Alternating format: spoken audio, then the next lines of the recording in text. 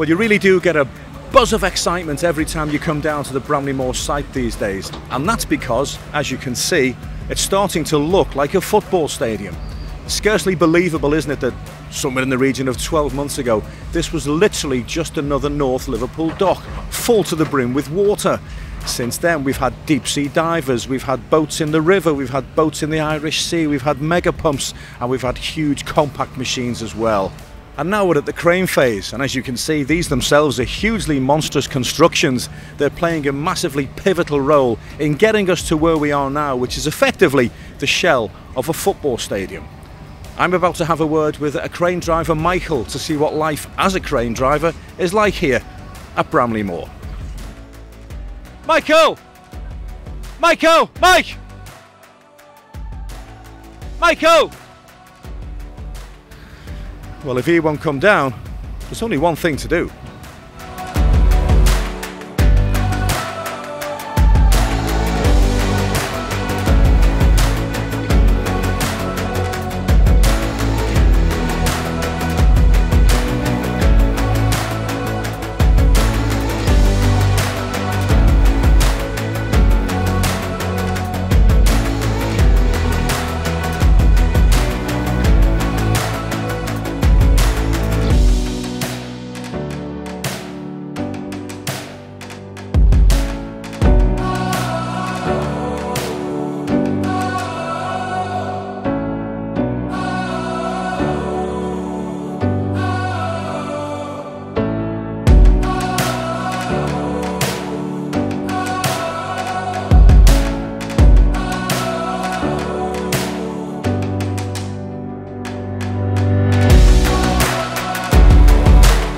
Michael, thanks for taking some time out to join us. That was one heck of a climb for me.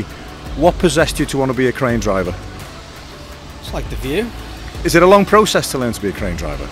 I went to college for 3 months in the various different aspects of the lifting, and decided to be a tower crane operator. Just tell us about your working day. When does it start? So we arrive on site at 6:30 for a briefing. Just tells you what's happening during the day, any deliveries, and then we come up the crane, do our daily checks, and then we're ready to go. It looks nice and cosy in there, but I bet it's not on a windy day. Well, it can be a bit exciting on a windy day. Yeah, it's not too bad. It's not as bad as you'd think, but yeah, it's good. There are a lot of buttons and gadgets in there that I was terrified to press. Just tell us about one or two of them. What are they there for? So we have a screen which tells you your camera, so we can check what's going on before we do the lift, if it's being slung correctly. We have another system which is an anti-collision, so that'll keep us out the way of each other's crane. And then we have another one called an RCI, which tells us the weight we're lifting, the distance of the trolley, and the height of the hook. This is very much a team operation here at Laing O'Rourke. The whole process is a team operation, but you're a little bit isolated, aren't you? How do you keep in contact? So we have 2 pedals, foot pedals, so we have communication with each crane, which is called the crash radio, and then we have another one which gives us communication to the people on the ground. How long is each shift for you, Michael?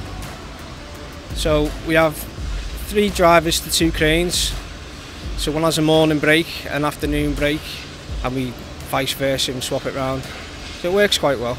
But if you get up here and realise you've left your sandwiches downstairs, there's not much you can do, is there? Going to be hungry for the day. As a Scouser, I can tell you the Scouser, what's it like for you to work on this project? It's great opportunity to be involved in a project like this, close to home. Yeah, from up here you can see the progression in the job. Yeah, it's really good. The cranes are playing such a massively pivotal part in all this. We've now got the shell of a football stadium. Is it nerve-wracking for you when you know you're in control of something that is so heavy and so important? Yeah, there's always that in the back of your head, but with the right communication and the right people doing the job, get it done safely.